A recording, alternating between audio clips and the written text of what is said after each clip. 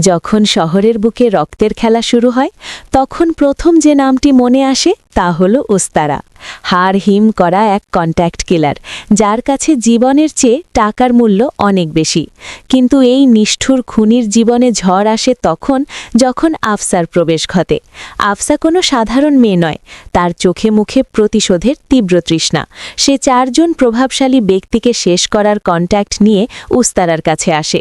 তবে সমস্যা হলো এই চারজনের মধ্যে রয়েছে শহরের সবচেয়ে ভয়ঙ্কর মাফিয়া। বিপদের আভাস পেয়ে উস্তারা বারবার আফসাকে ফিরিয়ে দেয়, কিন্তু প্রতিশোধের আগুনে জ্বলতে থাকা হৃদয়কে কে থামাতে পারে? আফসা যখন একাই সেই মৃত্যুফাঁদে ঝাঁপ দেওয়ার সিদ্ধান্ত নেয় তখন উস্তারা তার সঙ্গী হতে বাধ্য হয়। রণক্ষেত্রে শত্রুদের খতম করতে করতে উস্তারা নিজেই বুঝতে পারেনি সে কখন আফসার প্রেমে পড়ে গেছে। কিন্তু আফসার কি হবে? তার চোখ শুধু লাশের শাড়ি আর রক্তের নেশা দেখে। উস্তারার গভীর ভালোবাসা কি আফসার পাথুরে মনকে গলাতে পারবে? আর এই চারজন ব্যক্তির প্রতি আফসার কেন এত ক্ষোভ? সব জানতে ভিডিওটি শেষ পর্যন্ত দেখতে হবে। তাই দেরি না করে চলুন শুরু করি আজকের মুভি এক্সপ্লেনেশন। গল্পটি শুরু হয় ১৯৯৫ সালের উত্তাল মুম্বাইয়ে।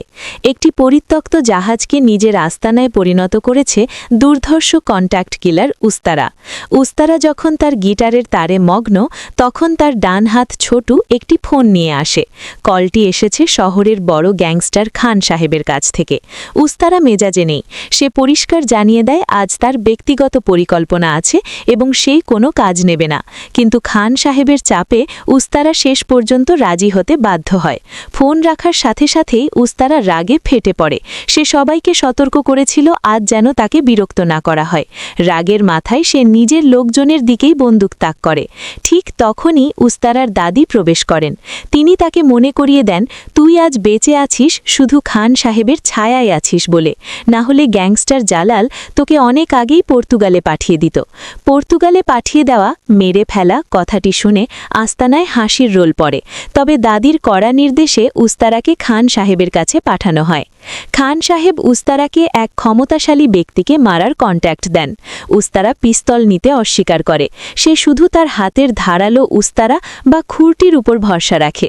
সিনেমা হলে তখন কালজয়ী গান ধক ধক করনে লাগা বাজছে।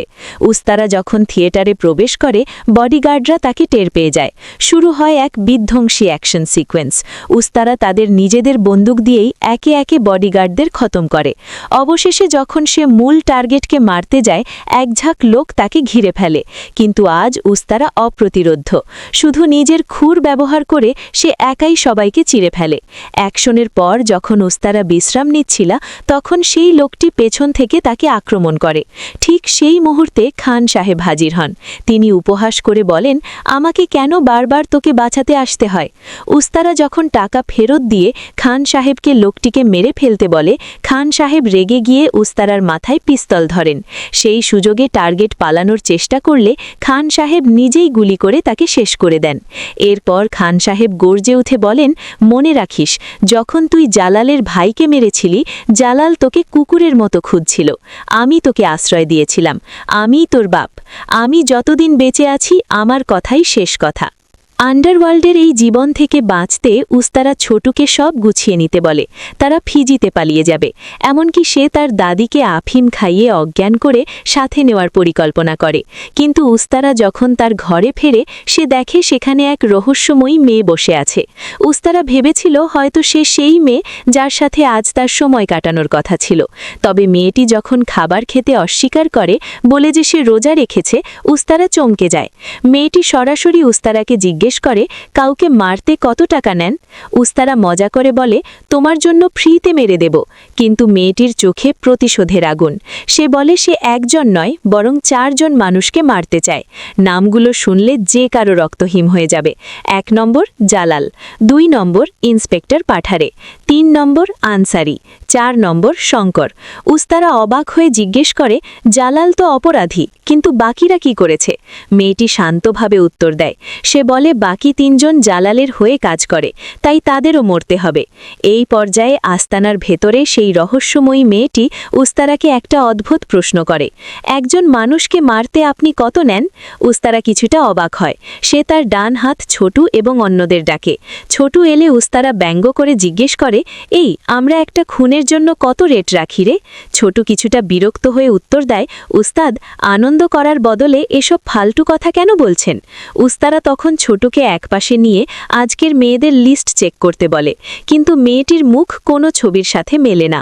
উস্তারা বুঝতে পারে তাদের আস্তানায় ভুল মেয়ে ঢুকে পড়েছে। সে তাকে জেরা করতে শুরু করে। সে এই আস্তানার খবর কোথায় পেল? মেয়েটি শান্তভাবে জানায় সে অন্য কারো মাধ্যমে জেনেছে যে উস্তারা ভাড়ায় খুনি হিসেবে কাজ করে, কিন্তু উস্তারা সরাসরি প্রত্যাখ্যান করে। মেয়েটি চলে যাওয়ার পর উস্তারা তার লোকেদের উপর ফেটে পড়ে চিৎকার করে, তোরা কেমন সিকিউরিটি দিচ্ছিস? একটা মেয়ে এত সহজে ঢুকে পড়ল, কেউ আমাকে মেরে গেলেও তোরা টের পাবি না। পরদিন সকালে আস্তানায় পায়চারি করার সময় উস্তারা দেখে মেয়েটি তখনও দূরে এক জায়গায় বসে আছে, যা প্রমাণ করে সে কতটা নাছোড়বান্ধা। ঠিক সেই মুহূর্তে একটি ফোন কল উস্তারাকে একটি লোকাল বারে ডেকে পাঠায়। সেখানকার নর্তকী জুলি উস্তারা ছাড়া নাচতে অস্বীকার করেছে। বারে পৌঁছলে জুলি তার সাথে নাচে এবং পরিবেশ জমিয়ে তোলে, কিন্তু উস্তারা যখন আস্তানায় ফেরে সে দেখে মেয়েটি তখনও একভাবে বসে আছে। তার জেদ দেখে উস্তারা শেষ পর্যন্ত তাকে ভেতরে ডাকে। এবার মেয়েটি ভেতরে ঢুকে ব্যাগ থেকে অনেক সোনার চেন আর চুড়ি বের করে। সে 4 জন মানুষকে মারতে কন্ট্যাক্ট দিতে চায়। তার প্রথম টার্গেট ইন্সপেক্টর পাঠারে। সে এমনকি পাঠারের লোকেশনও উস্তারাকে দেয়। উস্তারা বাকি 3 জনের নাম জানতে চাইলে সে বলে আনসারি, শঙ্কর এবং জালাল। জালালের নাম শুনে উস্তারার কপাল কুঁচকে যায়। সে তাকে সতর্ক করে জালাল কোনো সাধারণ মানুষ নয়। যদি সে জানতে পারে কেউ তার নামে কন্ট্যাক্ট নিয়েছে তবে সে তাকে চিরে ফেলবে। তাই বলছি নিজে ভালো চাইলে চলে যাও। কিন্তু মেয়েটি পিছু হটার পাত্র নয়। উস্তারার পিস্তলের দিকে ইশারা করে সে জিজ্ঞেস করে, এটা কি বিক্রি করবেন? উস্তারা অবাক হয়ে প্রশ্ন করে, কেন, এটা চালাতে পারো? মেয়েটির সোজাসাপটা উত্তর, আপনার কাছ থেকে শিখে নেব। উস্তারা তখন সরাসরি তার লালসা প্রকাশ করে, তুমি কি আমার সাথে শুতে পারবে? মেয়েটি এক মুহূর্ত চুপ থাকে, তারপর এক দীর্ঘশ্বাস ফেলে চোখের জল মুছে বলে, হ্যাঁ পারবো। তার এই অসহায় আত্মসমর্পণ দেখে উস্তারার পাথুরে মন হয়তো কিছুটা গলে যায়। সে তার সব লোকেদের আস্তানা ছেড়ে চলে যেতে বলে। সবাই চলে গেলে উস্তারা তার সব সোনা ফেরত দিয়ে বলে, অন্য কেউ তোমাকে চিরে ফেলার আগে এখান থেকে চলে যাও। মেয়েটি বাড়ি ফেরে, কিন্তু সেখানে এক ভয়াবহ দৃশ্য। সে একটি ঝুলন্ত দড়ির সামনে দাঁড়িয়ে আছে, তার চোখ অন্ধকারাচ্ছন্ন। আর ঠিক সেই মুহূর্তে একটা ট্র্যাজিক ফ্ল্যাশব্যাক শুরু হয়, তার স্কুল জীবনের দিনগুলো, যা তাকে এই ধ্বংসের পথে নিয়ে এসেছে। মেয়েটির নাম আফসা। মেহবুব নামে এক ছেলে তাকে স্কুল জীবন থেকে ভালোবাসত। তাদের প্রেম কলেজ পর্যন্ত গড়ায়। একদিন মেহবুব আফসার বাড়িতে বিয়ের প্রস্তাব নিয়ে যায়, কিন্তু আফসার পরিবার মেহবুবকে বলে যে সে যদি একটি ভালো চাকরি পায় তবেই তারা বিয়েতে রাজি হবে। কয়েক মাস পর মেহবুব অনেক বেতনের চাকরি নিয়ে আফসার পরিবারের কাছে ফিরে আসে। ধুমধাম করে আফসা ও মেহবুবের বিয়ে হয়। বিয়ের পর তারা একটি এলাকায় ভাড়া বাড়িতে থাকতে শুরু করে। এক রাতে কেউ আফসার দরজায় কড়া নাড়লে সে জিজ্ঞেস করে কে। বাইরে থেকে বলা হয় পুলিশ। আফসা দরজা খুললে দেখে মেহবুব মারাত্মক আহত। তাকে শঙ্করের 2 লোক এবং একজন ডাক্তার নিয়ে এসেছে। মেহবুবের গুরুতর আঘাত দেখে আফসা কিছুই বুঝতে পারে না। লোক দুজন জানায় জালালের হয়ে কাজ করার সময় তার গায়ে গুলি লেগেছে। বাড়িতেই মেহবুবের চিকিৎসা করা হয়। সেই সময় লোক দুজন আফসাকে বলে, ভাবি, আপনার স্বামী ভাগ্যবান, সে শঙ্কর ভাইয়ের গাড়িতে করে এসেছে। তারা এমনকি জানলা দিয়ে শঙ্করের সাথে তার পরিচয় করিয়ে দেয়। সবাই চলে গেলে আফসা মেহবুবের পাশে বসে কাঁদে। পরের দিন মেহবুব সুস্থ হলে সে জিজ্ঞেস করে কি হয়েছে। মেহবুব জানায় জালাল এমন এক গ্যাংস্টার যে শুধু মারামারি নয়, ড্রাগ স্মাগলিংয়ের কাজও করে। আমি ওর টাকার হিসেব রাখতাম, কিন্তু একটা গ্যাং ওয়ারে আমি আহত হয়েছি। কি করব, এই সমাজে বেশি বেতনের চাকরি পাওয়া যায় না, তাই আমি যোগ দিয়েছিলাম। সব শুনে আফসা বলে, তোমাকে আগে জালালের গ্যাং ছাড়তে হবে। মেহবুব বলে যে একবার জালালের গ্যাংয়ে ঢুকলে কেউ বের হতে পারে না। জালাল তাদের ছাড়তে চায় না, কিন্তু আফসা শর্ত দেয়, হয় জালাল না হয় আমি। মেহবুব রাজি হয় এবং বলে, ঠিক আছে, আমি জালাল ভাইকে বুঝিয়ে বলার চেষ্টা করব। পরের দিন মেহবুব আফসাকে খুশি করে এই বলে বেরিয়ে যায় যে আজ আমি জালালের গ্যাং পাকাপাকিভাবে ছেড়ে দেব। বিকেলের দিকে আফসা যে বিল্ডিংয়ে থাকতো তার নিচের একটি রেস্টুরেন্টে তার জন্য ফোন আসে। তাকে জানানো হয় মেহবুব পুলিশের এনকাউন্টারে মারা গেছে। আফসা হাসপাতালে পৌঁছে মেহবুবের নিথর দেহ দেখে কান্নায় ভেঙে পড়ে। এই এনকাউন্টারটি করেছিল ইন্সপেক্টর পাঠারে। আফসা পাঠারের বিরুদ্ধে মামলা করে। মামলা যখন আদালতে ওঠে, আফসার উকিল জর্জকে বলেন যে মেহবুব জালালের গ্যাং ছাড়তে গিয়েছিল, কিন্তু পুলিশ ইন্সপেক্টর জালালের নির্দেশে তাকে মেরে ফেলেছে। বিপক্ষ উকিল আনসারি মেহবুবকে একজন অপরাধী হিসেবে তুলে ধরেন। তিনি আদালতে একটি পিস্তল দেখান এবং দাবি করেন মেহবুব এটি দিয়ে অনেক মানুষকে মেরেছে, তাই ইন্সপেক্টর পাঠারি সঠিক কাজ করেছেন। এটাই ছিল আফসার জীবনের মূল ঘটনা। এইসব কথা ভেবে আফসার ঝুলন্ত ফাঁসির দড়ি থেকে ফিরে আসে। সে একটি রেস্টুরেন্টে কাজ করত। উস্তারা তার লোকজন সেখানে খাবার নিতে আসে। আফসাকে দেখে উস্তারা জিজ্ঞেস করে, দেখছি তুমি এখনও এলাকা ছাড়োনি? আফসা উত্তর দেয়, প্রতিশোধ না নিয়ে আমি যাচ্ছি না। উস্তারা তখন বলে, তোমার সাথে ওভাবে ব্যবহার করা আমার ঠিক হয়নি। উস্তারা খেয়ে আবার খাবার প্যাক করে নেয়। আফসা যখন গাড়ির ডিকিতে খাবার রাখছিল তখন সে একটি পিস্তল দেখতে পায়। সেটি দেখে সে তুলে নেয়। সেই সময় ছোটুর কাছে একটি ফোন আসায় আফসা সহজেই পিস্তলটি নিয়ে নিতে পারে। পরের দিন উস্তারা আবার সেই লোকাল বারে আনন্দ করতে আসে এবং আফসা ইন্সপেক্টর পাঠারেকে অনুসরণ করে একটি রেস্টুরেন্টে যায়। সেখানে পাঠারে এক ঘটকের সাথে তার বিয়ের কথা বলছিল। আনসারিও সেখানে উপস্থিত ছিল। দুজনকে দেখে আফসা ঘাবড়ে যায়। সে টার্গেট করেছিল পাঠারেকে, আর এখন আনসারিও সেখানে। উস্তারা যখন বারে নাচছে, ছোটু তার কানে কিছু একটা ফিসফিস করে বলে। পাঠারে ও আনসারি কথা বলে রেস্টুরেন্ট থেকে বের হবার সময় আফসা তাড়াহুড়ো করে এক ওয়েটারের সাথে ধাক্কা খায় এবং খাবার পড়ে যায়। পাঠারে এমনকি আফসার দিকে তাকায়, কিন্তু সে দ্রুত মুখ ঢেকে ফেলে। আফসা ওয়েটারকে সামলে নেয় এবং পাঠারে চলে যায়।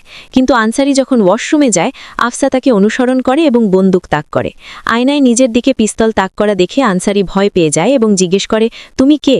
আফসা বলে, আমি মেহবুবের বিধবা। আনসারি বুদ্ধিমত্তার সাথে আফসাকে আঘাত করে এবং তার হাত থেকে পিস্তল কেড়ে নেয়। সে দৌড়ানোর সময় তার লক্ষ্য করে গুলি চালাতে শুরু করে। একটি গুলি আফসার পিঠে লাগে এবং সে পড়ে যায়।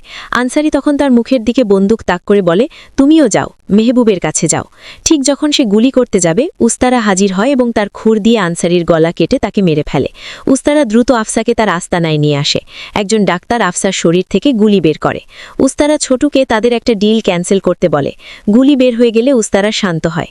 এরপর উস্তারা ছোটুকে বিদেশ যাওয়ার কথা জিজ্ঞেস করে। ছোটু বলে, ওসব মাথা থেকে ঝেড়ে ফেলুন, আমাদের মুম্বাইতেই মরতে হবে। কত সুন্দর দিন কাটাতাম, আর এখন কী সব হচ্ছে। এদিকে পরিস্থিতি শান্ত হলে উস্তারা খান সাহেবকে গিয়ে বলে, আনসারি তো আপনার লিস্টেই ছিল, তাই আমি তাকে আগেই মেরে ফেলেছি। খান সাহেব বলেন, শুনলাম রেস্টুরেন্টে আনসারিকে মারার সময় তোর সাথে একটা মেয়ে ছিল। এসবের মধ্যে জড়াস না, সামনের মাসে নেপালে একটা বড় ক্লাসিফাইড ডিল আছে, তোকে সেটা সামলাতে হবে। উস্তারা বলে, কোনো সমস্যা নেই। আফসা কিছুটা সুস্থ হলে উস্তারা তার কাছে গিয়ে বলে, মানুষ মারা এত সহজ নয়, কিন্তু তুমিও এর মধ্যে জড়িয়ে গেছো। এখন বেরোনো খুব কঠিন। যাই হোক, কালকের মধ্যে তুমি পুরোপুরি সুস্থ হয়ে যাবে। পরের দিন উস্তারা যখন তার লোকেদের সাথে ক্যারাম খেলছিল, আফসাও তাতে যোগ দেয় এবং উস্তারাকে হারিয়ে দেয়, যেটা সে বেশ উপভোগ করে। উস্তারা হয়তো মনে মনে এখানে আফসার প্রেমে পড়ে গেছে। রাতে উস্তারা মজা করার জন্য রাস্তানায় দুটি মেয়েকে নিয়ে আসে। আফসাও তাদের দেখে। উস্তারা আফসার যত্ন নেয় এবং তারপর মেয়ে দুটির সাথে আনন্দ করতে যায়। পাশের ঘরে চিৎকারের কারণে আফসা ঘুমোতে পারে না, তাই সে বসে গান গাইতে শুরু করে। গানের শব্দে উস্তারার ঘুম ভেঙে যায়। সে আফসার কাছে এসে বলে, তুমি তো বেশ ভালো গান গাও। আফসা বলে, আমার বাবার শাস্ত্রীয় সঙ্গীতের উস্তাদ ছিলেন, আমি তার সেরা ছাত্রী। তারা একে অপরকে জিজ্ঞেস করে তারা কোথা থেকে এসেছে। আফসা বলে সে মুজাফফরাবাদ থেকে এসেছে। উস্তারা বলে সে লখনৌয়ের, কিন্তু এখন মুম্বাইয়ের বাসিন্দা। কথার ফাঁকে আফসা জিজ্ঞেস করে, আপনার নাম উস্তারা কেন? উস্তারা বলে, আমি লখনৌয়ের এক জায়গায় শুধু আমার বাবার খুনের পরিকল্পনা করার জন্য কাজ করতাম। তাকে এক ডন মেরেছিল। আমি সেই ডনকে এমনভাবে মেরেছিলাম যে সারা এলাকায় আমার লড়াকু নাম ছড়িয়ে পড়ে। সেই থেকে সবাই আমাকে উস্তারা বলে। উস্তারার কথা শেষ হলে আফসা বলে, কাল আমি আমার এলাকায় ফিরে যাচ্ছি, আমার প্রতিশোধ পূরণ হয়েছে। কথা শুনে উস্তারা বলে, আমি জানি তোমার প্রতিশোধ কখনো শেষ হবে না। সে আফসাকে আবার গান গাইতে বলে। উস্তারা মন দিয়ে তার গান শোনে, তারপর তাকে নিজের চাদরটি দিয়ে চলে যায়। পরের দিন সকালে খান সাহেব উস্তারাকে ফোন করে বলেন, সামনের সপ্তাহে নেপালে জালালের একটা বড় শিপমেন্ট আছে, তৈরি হয়ে যা, আমাদের ওই শিপমেন্ট চাই। উস্তারা ছোটুকে সব গুছিয়ে নিতে বলে।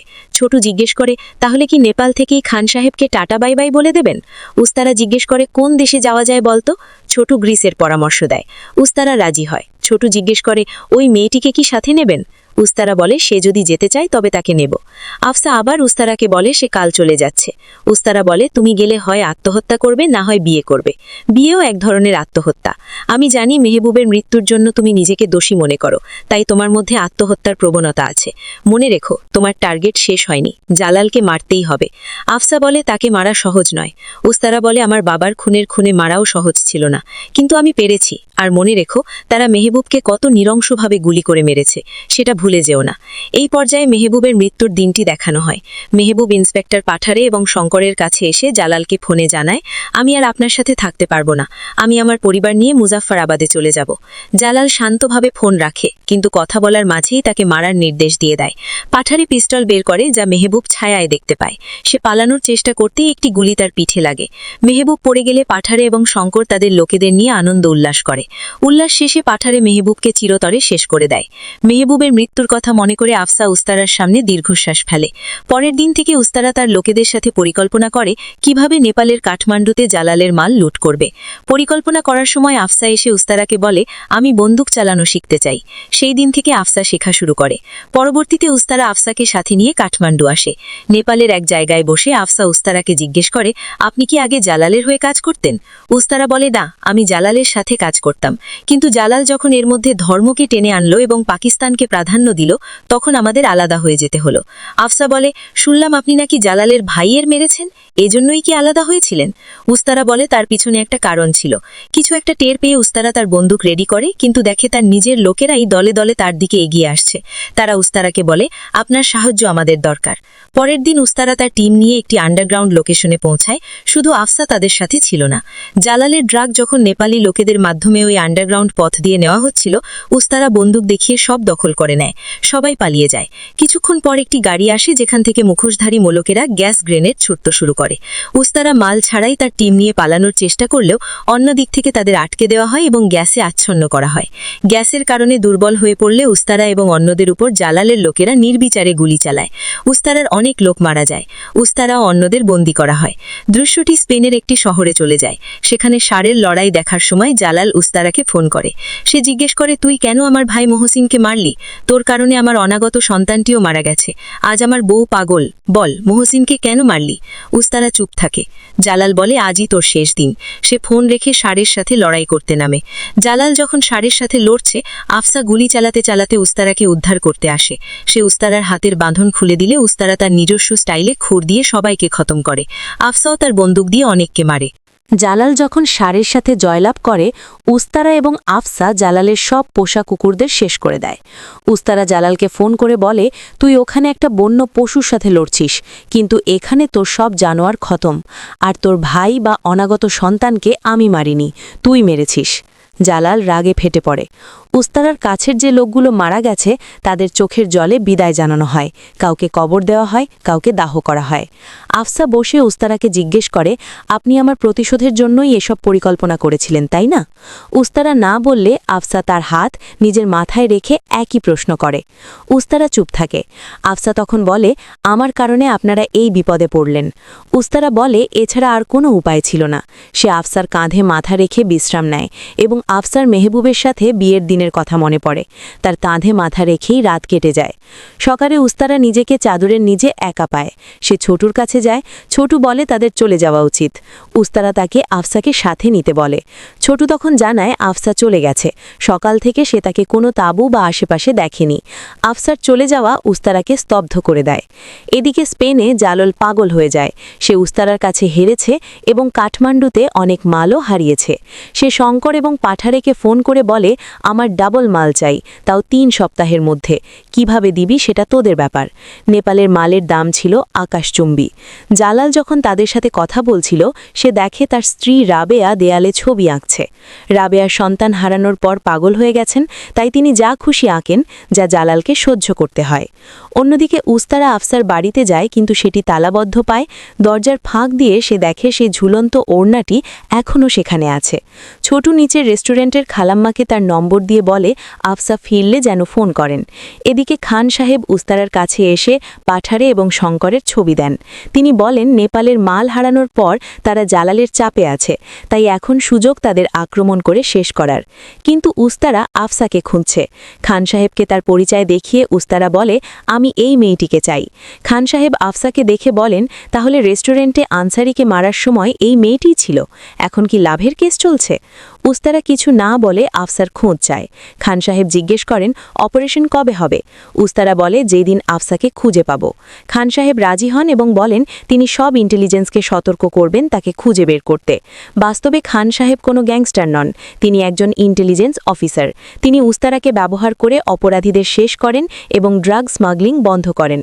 উস্তারা কাজের বদলে প্রেমে ডুবে আছে দেখে খান সাহেব উস্তারার দাদিকে বলেন তার সাথে কথা বলতে। তিনি চেষ্টা করেন কিন্তু উস্তারা সব কিছু এড়িয়ে গিয়ে সারাক্ষণ আফসার কথা ভাবে এবং তার ভিডিও দেখে। তার মন ঘোরাতে ছোট উস্তারার জন্য একটি মেয়ে নিয়ে আসে, কিন্তু উস্তারা তাকে চলে যেতে বলে। মেয়েটি যখন অগ্রিম টাকা ফেরত দিতে চায় উস্তারা মানা করে। টাকার বিনিময়ে কিছু না করে যেতে না চেয়ে সে তাকে আনন্দ দিতে নাচতে শুরু করে, কিন্তু উস্তারা কান্নায় ভেঙে পড়ে।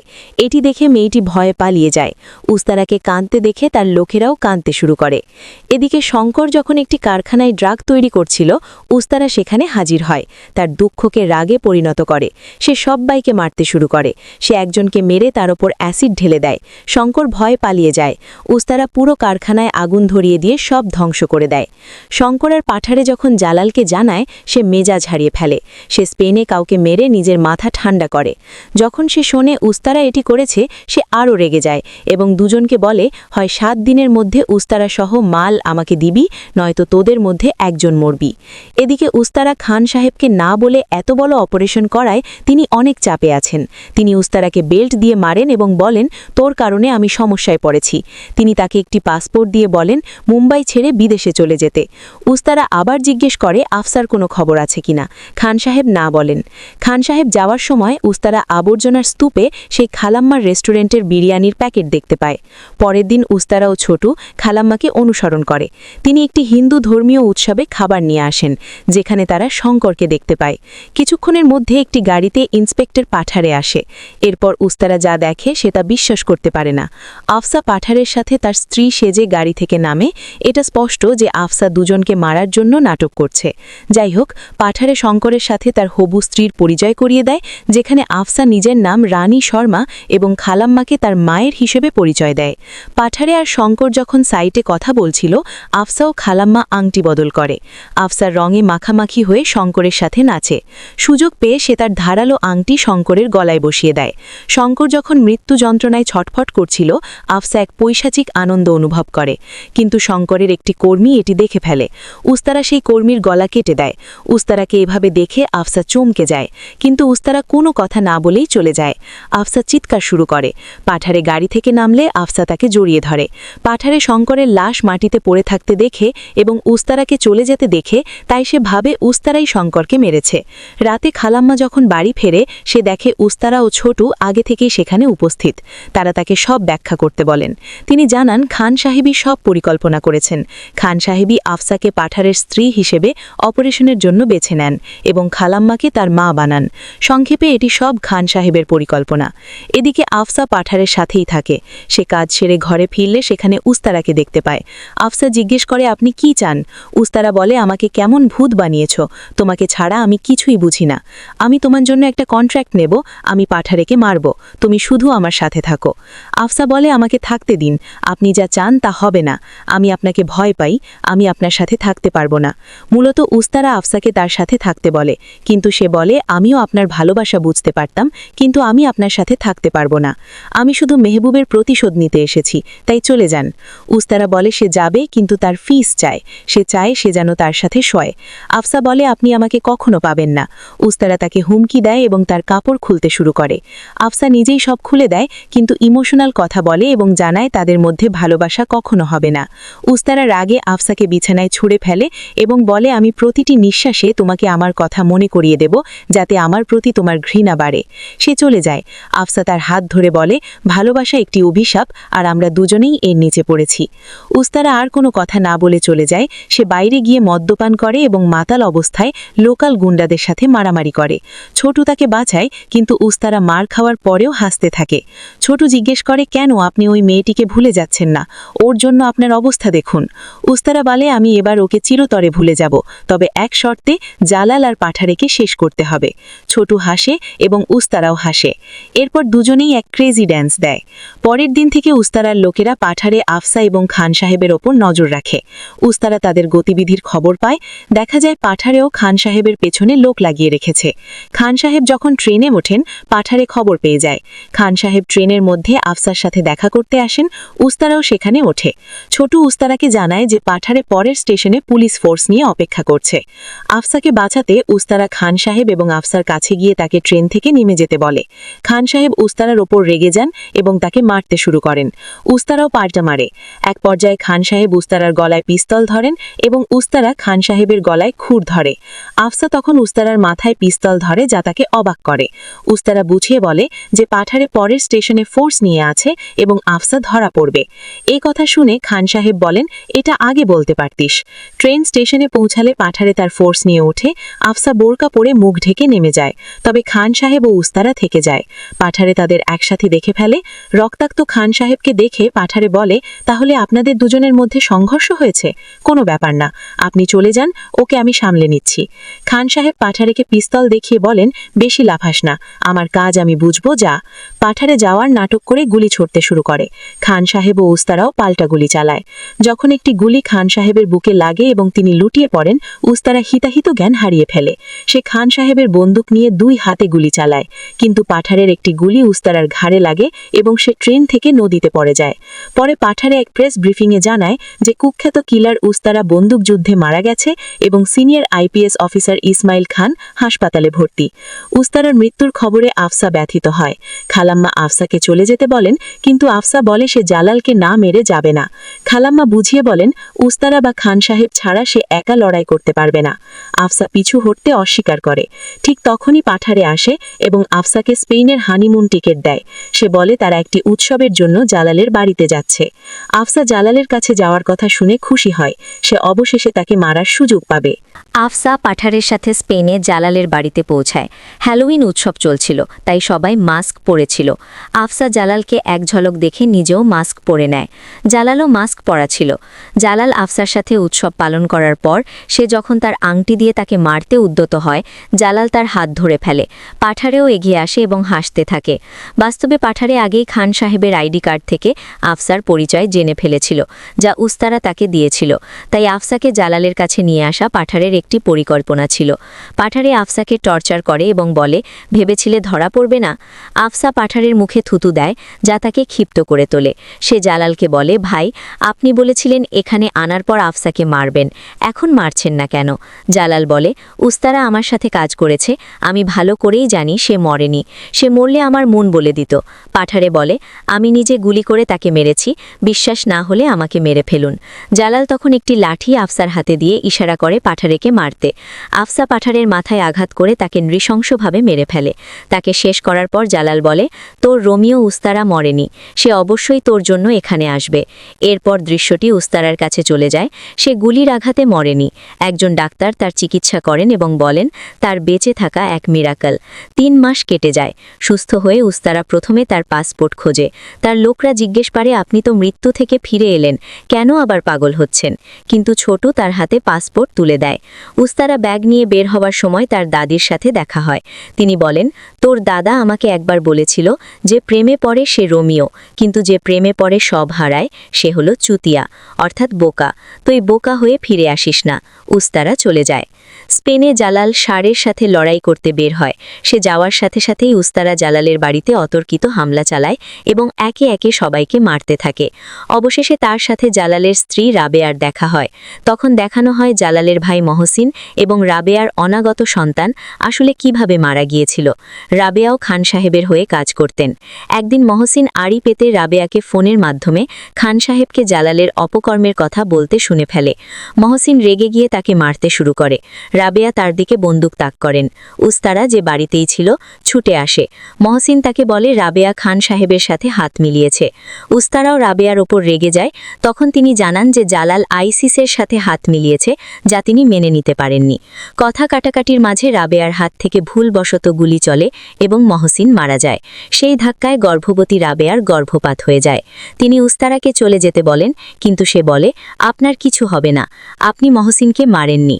উস্তারা পিস্তলটি নিয়ে রাবেয়াকে চিৎকার করতে বলে, যাতে সবাই ভাবে খুনটি সে করেছে। এটাই আসল গল্প। ফ্ল্যাশব্যাক শেষে রাবেয়া উস্তারাকে একটি চাবি দিয়ে বলেন, আফসা নিচের ঘরে বন্দি আছে, ওকে মুক্ত করে নিয়ে যাও। উস্তারা রাবেয়াকে সাথে আসতে বললে তিনি অস্বীকার করেন এবং বলেন সেখানে তার সন্তানের স্মৃতি আছে। ঠিক তখনই এক গার্ড তাদের দেখে ফেলে এবং উস্তারা দ্রুত তাকে মেরে আফসার কাছে যায়। সে জিজ্ঞেস করে, তুমি কিছু খাওনি কেন? আফসা বলে তার খিদে নেই। সে উস্তারাকে না দেখে বুঝতে পারে না, পরে দেখে জড়িয়ে ধরে। জালালের লোকেরা আসে এবং বন্দুকযুদ্ধ শুরু হয়। আফসা উস্তারার সাথে কাঁধে কাঁধ মিলিয়ে লড়াই করে। সবাইকে মারার পর আফসা জিজ্ঞেস করে, আপনি কিভাবে এত ভালোবাসতে পারেন? উস্তারা বলে, তুমি বেশি ভালোবাসো, সুপুরি যান, কন্ট্যাক্ট যান, তুমি মাহবুবের প্রতিশোধ নিতে এত দূর চলে এলে। ছোটু গাড়ি নিয়ে আসে এবং উস্তারা আফসাকে আসতে বলে। সে জিজ্ঞেস করে কোথায় যাচ্ছে। উস্তারা বলে জালাল এখনও বেঁচে আছে। আফসা বলে, আপনাকে আর আমার জন্য প্রাণ ঝুঁকি নিতে হবে না। উস্তারা বলে, আমি নিজেকেই জালালকে মারার কন্ট্যাক্ট দিয়েছি, আর আমি একবার কন্ট্যাক্ট নিলে শান্তি পাই না।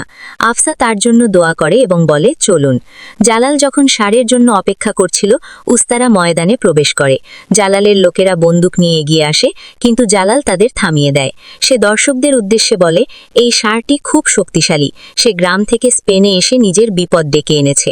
এরপর সে উস্তারাকে বলে, তুই সেই ষাঁড় যার কারণে আমার পরিবার ধ্বংস হয়েছে। সে রাবেয়ার কাটা মাথা উস্তারাকে দেখায়। উস্তারা ক্ষিপ্ত হয়ে ওঠে।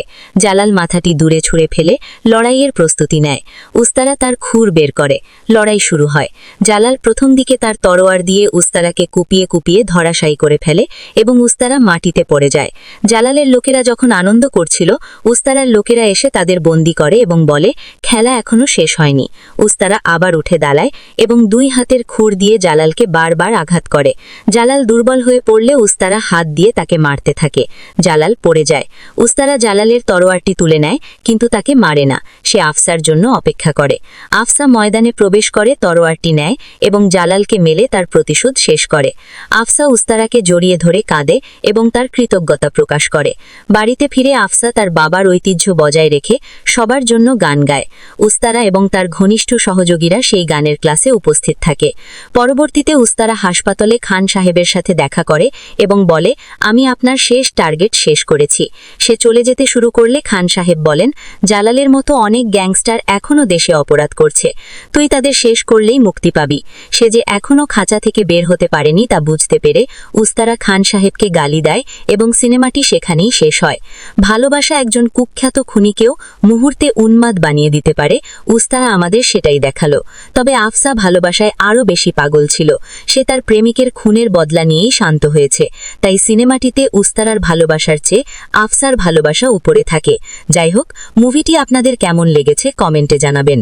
মিসেস মুভি এক্সপ্লেনারের সাথে থাকার জন্য ধন্যবাদ।